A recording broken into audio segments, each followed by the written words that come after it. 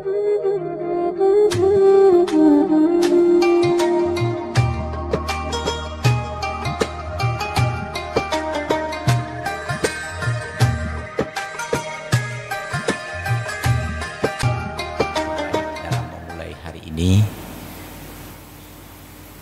terbaik yaitu melaksanakan salat fardu subuh secara berjamaah di awal waktu dan di masjid.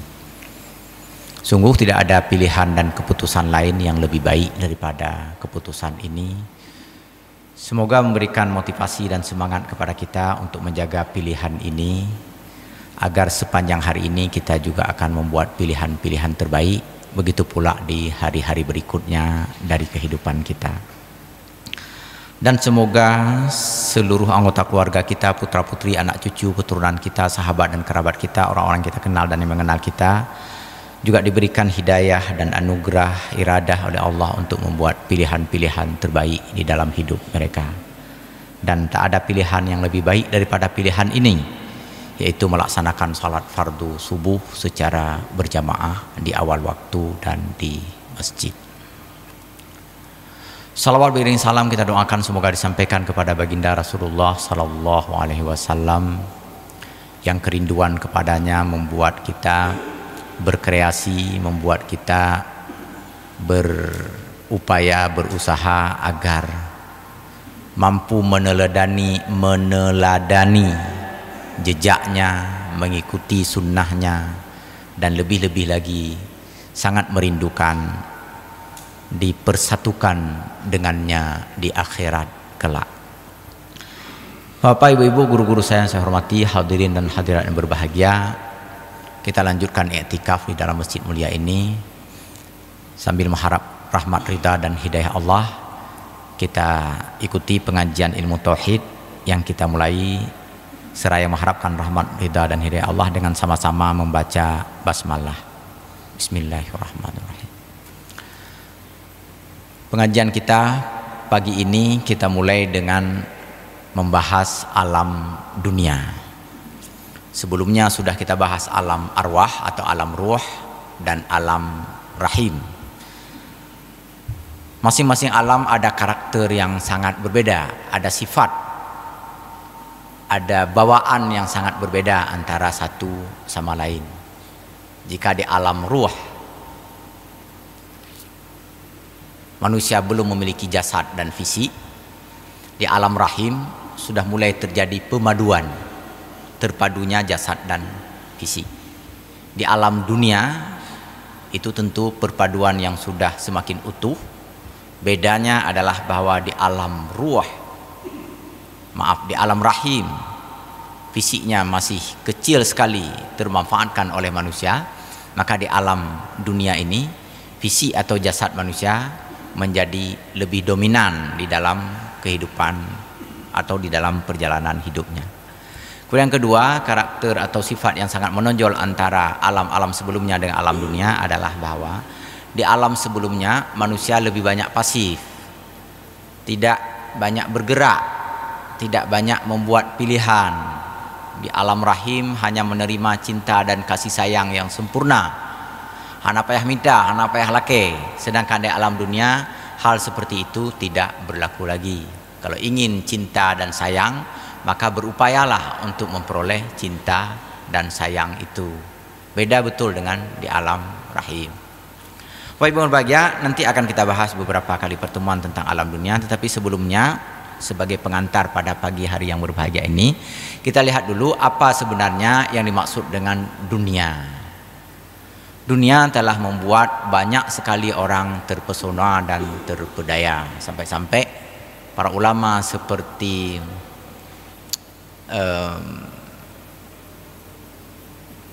penulis kitab Al-Hikam sampai-sampai menyebutkan betapa manusia mengira dunia ini terlalu besar, terlalu agung sehingga memperhambakan diri kepadanya. Sampai-sampai dunia menjadi risih, dunia menjadi takut, dunia menjadi khawatir, karena dunia diciptakan oleh Allah untuk mengagungkan manusia. Dunia diciptakan untuk memperbudak diri, memperhambakan diri kepada manusia. Tetapi dunia merasa aneh, kok manusia yang mengagungkan atau memperhambakan diri kepadanya. Itu di dalam kitab Al-Hikam As-Sakandari. Bapak Ibu berbahagia, dunia adalah bahasa Arab, berakar dari kata dana. Artinya ada dua. Yang pertama dekat, yang kedua rendah. Dekat disebut dengan dunia sebagai sesuatu yang dekat karena dekat dengan kehidupan keseharian manusia.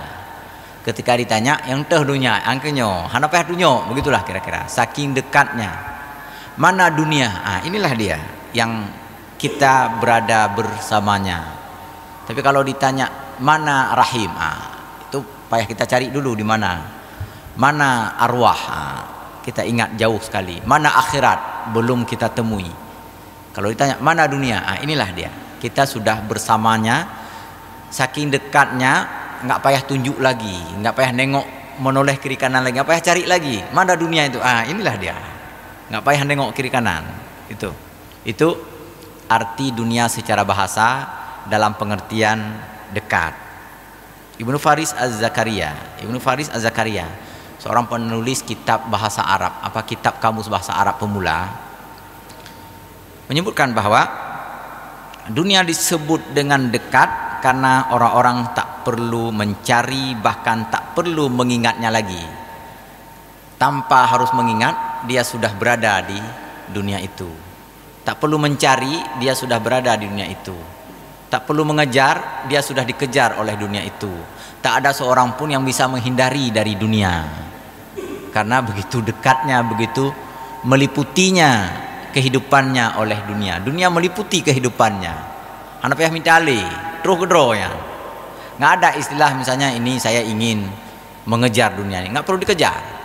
Memang ada sendiri. Begitu keluar dari rahim, langsung secara serta-merta dia berada di dunia. Kemudian kata Ibnu Faris, arti yang kedua, dunia adalah hina, rendah, bukan hina, rendah. Rendah, dana ya deni, dana ya dena, artinya rendah. Rendah dipahami oleh sebahagian ulama nanti menjadi hina dibandingkan dengan hari akhirat. Walal akhiratu khairul laka minal ula. Hari akhirat itu lebih baik kepada kalian, lebih baik untuk kalian dibandingkan dunia. Jika dibandingkan dengan akhirat, dunia menjadi lebih rendah kualitasnya, sehingga ada ulama yang cenderung memahami rendah di sini maksudnya hina. Padahal kata Ibnu Faris, bukan hinanya yang penting di sini, karena ciptaan Allah itu nggak ada yang hina. Hina itu adalah ketika orang salah di dalam mempersepsikan atau di dalam mensikapi. Maka dunia ini nggak ada kehinaan di dalamnya. Yang ada adalah ketika orang keliru dalam menyikapi dunia sehingga membuat dia menjadi hina. Hina kenapa? Hina karena salahnya itu, bukan hina karena dunianya. Oleh karenanya maka makna yang tepat untuk dunia adalah rendah. Rendah karena capaian-capaian yang diperoleh di dunia ini tidak akan pernah bisa membuat seseorang bereputasi tinggi. Enggak. Apapun upaya, apapun usaha, apapun kerja, apapun kinerja, selama dilakukan di atas dunia ini dan selama memanfaatkan dunia ini, tidak akan pernah bisa mengangkat manusia memiliki derajat yang tinggi. Tetap manusia derajatnya seperti derajat rendahnya dunia. Ya lagi. Haina lago orang-orang jabatannya tinggi, orang-orang yang kaya itu bisa memiliki derajat dan reputasi yang tinggi. Ya, tetapi tetap dengan sorotan dan pandangan dunia. Bukan tinggi yang hakiki, bukan keagungan yang sejati. Kita ambil contoh begini. Sebenarnya mana yang lebih terhormat, orang kaya dengan orang miskin? Secara duniawi kita akan menganggap orang kaya lebih terhormat kan? Lebih mulia orang kaya. Apa bukti kemuliaannya? Bukti kemuliaannya misalnya dia bisa telepon orang miskin, tolong perbaiki misalnya rumah saya, pagar rumah saya. Orang miskin nggak bisa nelpon orang kaya, tolong apa misalnya, nggak bisa. Nah, ini contoh nyata bahwa bisa orang kaya atau kekayaan dunia membuat seseorang lebih tinggi kedudukannya atau lebih mulia dibandingkan orang miskin. Begitu pula dengan orang yang memiliki jabatan. Orang yang memiliki jabatan bisa menyuruh orang-orang bawahannya untuk melakukan sesuai dengan keinginan orang-orang yang memiliki jabatan. Lalu pertanyaan selanjutnya, apakah dengan demikian orang kaya itu sudah benar-benar menjadi lebih mulia? Apakah penguasa atau orang yang punya jabatan dengan demikian sudah benar-benar lebih mulia? Tidak, ternyata. Di mana tidaknya?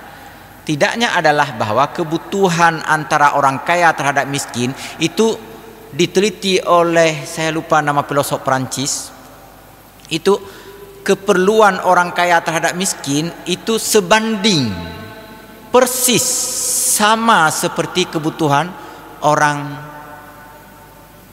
terbalik tadi. Kebutuhan orang miskin terhadap orang kaya sebanding dengan kebutuhan orang kaya terhadap orang miskin. Kebutuhan pejabat terhadap rakyat sebanding dengan kebutuhan rakyat terhadap pejabat. Jangan dikira bahwa kalau kita sudah menjabat ini kita dibutuhkan. Enggak, kita lebih membutuhkan rakyat lagi. Enggak percaya, tengok waktu pilkada, waktu pilpres tuh. Begitu pula antara orang kaya miskin, antara majikan dengan buruh. Apakah buruh sangat butuh kepada majikan? Ternyata ketika diteliti, kebutuhan majikan terhadap buruh itu sama besarnya dengan kebutuhan buruh terhadap majikan. Kebutuhan bawahan kepada atasan sama dengan kebutuhan atasan terhadap bawahan, sama. Nah, ini artinya bahwa dengan kualifikasi keduniaan, seseorang tidak menjadi lebih tinggi dibandingkan yang lain. Kesannya ya, pada saat kita melihat orang kaya, kesannya lebih mulia dibandingkan orang miskin. Tetapi dalam kenyataannya, orang kaya lebih perlu kepada orang miskin dibandingkan orang miskin kepada orang kaya. Nggak percaya? Itulah, saya lupa nama filosof Prancisnya ini. Gini aja contohnya. Contohnya adalah bahwa dalam kehidupan kesehariannya, misalnya orang kaya ada uang, tetapi nggak ada tenaga, pengle, tenaga nggak ada. Tolong antar saya ke rumah sakit sebentar. Misal nih, sedang sakit. Apa kata orang miskin? Boleh saya antar, tapi bayar segini, nah, kan gitu. Atau saya nggak bisa ngantar sekarang, Pak. Harus sekarang, karena saya perlu sekarang. Nggak bisa, Pak, saya nggak cukup waktu. Apakah orang kaya bisa memaksa orang miskin untuk mengantarnya? Belum tentu. Karena bagaimanapun orang kaya dalam keadaan-keadaan tertentu sangat perlu dan sangat butuh kepada orang miskin. Dalam kaitan ini saya punya pengalaman seseorang di Banda Aceh ini. Beliau seorang yang kaya, seorang yang sukses dalam usahanya, juga dalam karirnya, memiliki beberapa orang putra-putri. Putra-putrinya itu hebat-hebat sekali. Ada yang dokter spesialis di rumah sakit hebat lah di negeri ini. Ada yang profesor menjadi pengajar di salah satu perguruan tinggi di negeri ini. Ada anaknya, entah yang ketiga entah yang keempat, kata beliau itu hanjit tepu, maksudnya nggak pandai apa-apa gitu. Yang anak nomor 1, nomor 2 itu jadi kebanggaan dia dulu sepanjang beliau masih sehat, masih berkarir. Ketika beliau menjadi pejabat, cerita sama orang, anak saya udah ngambil spesialis, anak saya udah ngambil S3, cerita. Sedangkan anak ketiga, entah keempat, entah ketiga, saya lupa, nggak bisa apa-apa. SMA, Putun, SMP, Limong Tun, begitulah kira-kira gambarannya. Di masa tua bapak ini, di masa tua dia sakit, dia butuh teman, dia butuh bantuan. Dia telepon anaknya yang dokter spesialis itu nggak bisa pulang. Dia telepon anaknya yang guru besar yang ternama itu, nggak sempat mendampinginya. Paling setahun sekali pulang hari raya, itu pun sebentar, hanya beberapa jam bersama orang tuanya. Setelah itu kembali lagi dengan kesibukan masing-masing. Siapa juga yang merawatnya, siapa juga yang menjadi mitranya, siapa juga yang mengantarnya ke rumah sakit, siapa juga yang menemaninya sehari-hari. Anaknya yang menurut dia tadi nggak bisa apa-apa, yang dia ketika kecil dia sering sebut anak bodoh, anak dungu, anak bangai.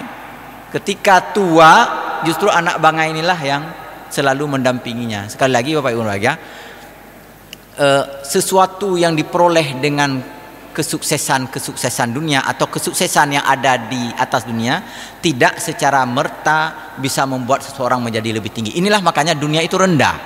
Nah, Urung Malim banyak sekali ilmunya, apakah bisa membuat dia bereputasi tinggi?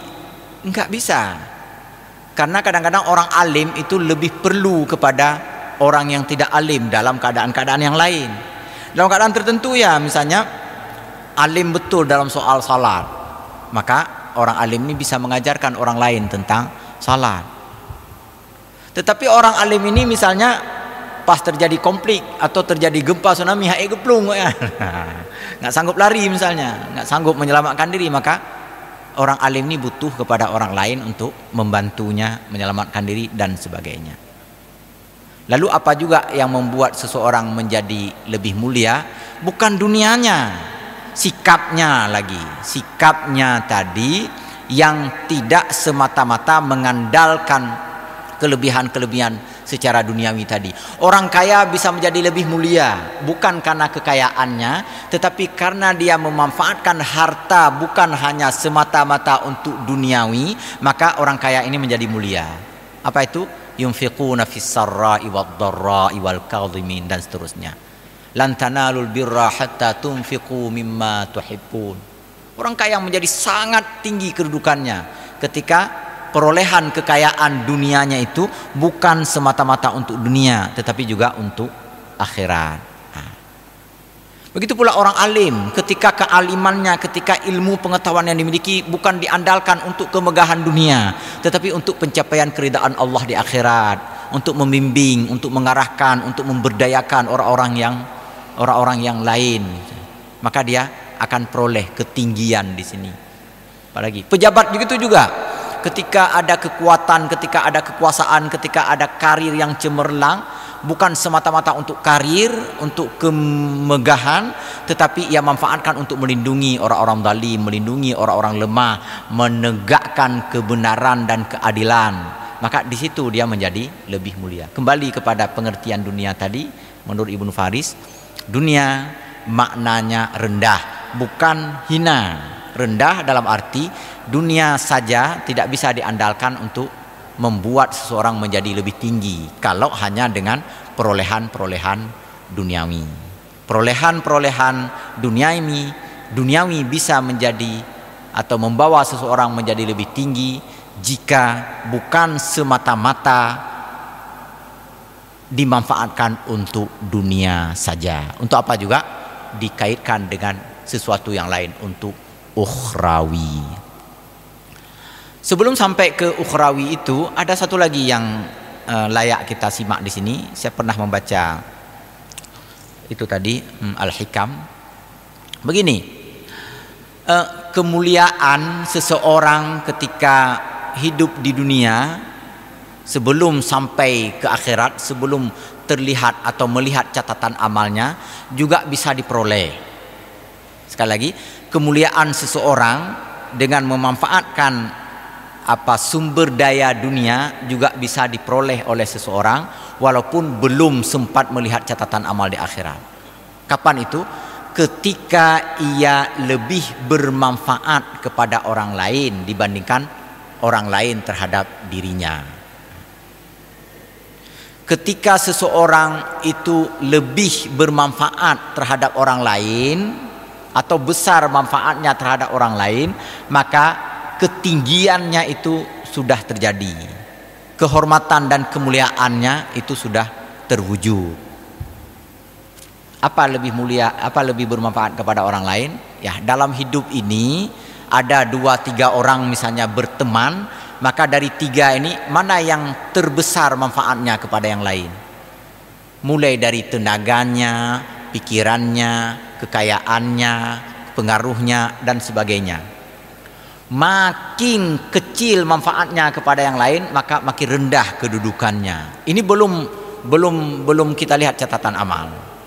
Masih dalam kehidupan keseharian. Bertemu dan rokok sibak. Ini jauh lebih besar manfaat yang memberi rokok daripada yang di bawah rokok. Apa buktinya? Rasulullah bersabda kan, al yadul ulya khairum minal yadis sufla. Tangan di atas lebih mulia dibandingkan tangan di bawah.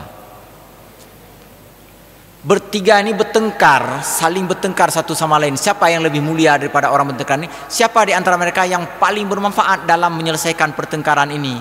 Bukan yang paling menang dalam bertengkar, bukan yang paling besar urat leher, enggak. Paling keras urat leher kita, paling keras omongan kita, mungkin di depan dia takut kepada kita, di belakang belum tentu. Maka yang paling bermanfaat adalah yang bisa menyelesaikan perkara. Oh menangnya, oh insyaallah. Ketika dia mampu menawarkan narasi yang sejuk, yang mendamaikan, dia sebenarnya lebih mulia dibandingkan yang lain. Makanya ketika Rasulullah bersabda, laisa syadidu bisar'ah innamas syadidul ladzi yamliku nafsahu indal ghadab. Orang yang kuat, pemenang dalam pertarungan itu bukan hanya yang mampu menjatuhkan lawan, tetapi pemenang sejati adalah yang mampu mengendalikan diri sehingga nggak perlu menjatuhkan lawan. Begitu. Dalam pertandingan Khabib, ya pemenang itu kalau lawan udah jatuh. Tetapi dalam kehidupan keseharian nggak mesti orang jatuh dulu baru kita menang. Tanpa harus menjatuhkan orang pun, seandainya kita mampu menciptakan kedamaian dan ketenangan, kita telah memilih atau kita telah terpilih menjadi pemenang. Ini Bapak Ibu berbahagia, ini juga membuat seseorang menjadi tinggi, membuat seseorang menjadi naik harkat dan martabatnya di dunia ini, karena dia bermanfaat kepada orang lain. Inilah pengertian dunia dari segi bahasa. Sekali lagi, yang pertama, makna dunia itu dekat.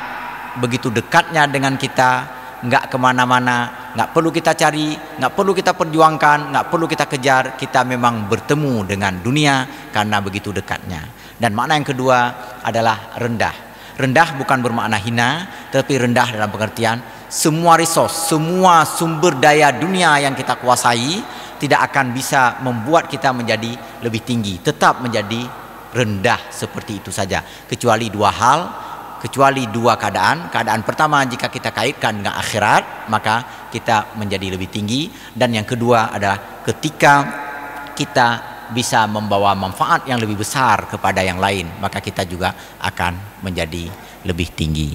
Bapak Ibu berbahagia, kita lanjutkan. Di dalam ayat-ayat Al-Quran, ungkapan dunia yang terpisah dengan ungkapan al-hayah, atau gini aja dulu, ungkapan dunia yang diungkapkan secara tunggal, tidak dikaitkan dengan ungkapan-ungkapan lain, itu semua, hampir semuanya mengandung makna netral, mengandung pengertian yang netral. Netral dalam arti tidak buruk, tidak baik. Tetapi ketika dunia dihubungkan dengan al-hayah, maka sebahagian besar di dalam Al-Quran kita melihat ada nilai rendah pada dunia itu. Lebih-lebih lagi kalau nanti dibandingkan dengan al-akhirah, maka disebut wamal hayatud dunya. Itu kalau sudah ada hayah, ada dunia, maka itu sudah ada kesan sedikit negatif kalau manusia tidak hati-hati. Ini juga diberikan penjelasan oleh Ibnu Faris. Ini maknanya adalah bahwa dunia ini menjadi buruk ketika orang memandang kehidupan adalah kehidupan dunia. Itu. Seandainya seseorang tidak melihat kehidupan itu hanya kehidupan dunia, dunia nggak akan pernah buruk pada dia. Sekali lagi, kenapa ungkapan al-hayah? Al-hayah artinya kehidupan. Kemudian disandingkan dunia itu rata-rata di dalam Al-Quran bermakna sedikit negatif? Karena kecenderungan manusia menganggap yang dimaksud dengan hidup adalah hidup di dunia. Entuk gak mati, ini tengah udip. Sang-sang udip itu dunia aja. Begitu mati sang-sang kan udip. Padahal mati itu hidup tersendiri, hidup di alam barzah. Rahim seakan galau udip, galau udip. Seakan-akan rahim itu belum hidup. Seakan-akan yang hidup dunia. Ketika manusia terkungkung pikirannya, terbatas nalarnya, menganggap kehidupan hanya dunia, maka itu dunia akan menjadi rendah bagi dia. Ini rahasia penisbahan rahasia perangkaian kata di dalam Al-Quran. Walaupun tidak semuanya nanti bisa saya berikan penjelasannya, tapi umumnya begitu. Maka sekali lagi, wamal hayatud dunya illa mata'ul ghurur, ini misalnya. Atau fa amma man tagha wa atharal hayatad dunya fa innal jahim hiyal ma'wa, kan? Jadi kalau sudah disebut al-hayah lalu bersanding dengan dunia, maka makna dunia menjadi rendah. Apa yang salah? Bukan salah hidupnya, tetapi salah persepsi manusia. Manusia mempersepsikan hidup adalah hidup di dunia. Disitulah salah. Maka dicela di dalam sejumlah ayat-ayat Al-Quran, kehidupan dunia adalah kehidupan yang rendah. Kehidupan dunia adalah kehidupan yang menipu. Kehidupan dunia adalah kehidupan yang penuh dengan main-main atau senda gurau dan sebagainya. Ingat, itu kehidupannya. Sedangkan dunia ketika tidak disandarkan atau disandingkan dengan ungkapan kehidupan, maka dunia tetap namanya netral. Rabbana atina fid dunya hasanah wa fil akhirati hasanah wa qina adzabannar. Ya Allah, berikan kebajikan untukku di dunia dan juga kebajikan untukku di akhirat. Dunia dengan akhirat sama-sama kita minta kebajikan kepada Allah. Enggak ada kecaman di sini, enggak ada celaan di sini. Laisa bi khairikum man tarakat dunya li akhiratihi walal akhirata li dunyahu.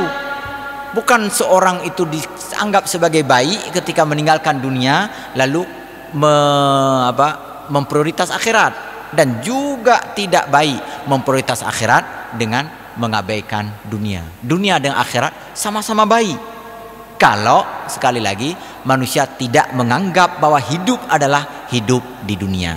Jadi kekeliruan selama ini adalah karena orang menganggap kehidupan adalah kehidupan akhirat. Maka kehidupan adalah kehidupan dunia. Maka disitulah dia terkecoh dan tertipu. Bapak Ibu yang berbahagia, ini pengantar kita tentang dunia pada pagi hari yang berbahagia ini. Insya Allah nanti akan kita telaah beberapa penjelasan yang lain. Sebelum kita lanjutkan, mungkin ada yang mau ditanyakan atau mau ditanggapi terkait dengan dunia dari segi pengertiannya dan dari segi persepsi-persepsi selama ini. Banyak yang menganggap dunia buruk, tak dunianya. Itu anggapan yang keliru. Atau enggak, tak dunia, itu juga keliru. Dunia itu netral pada dasarnya. Saya persilakan seandainya ada yang mau menanggapi dan bertanya.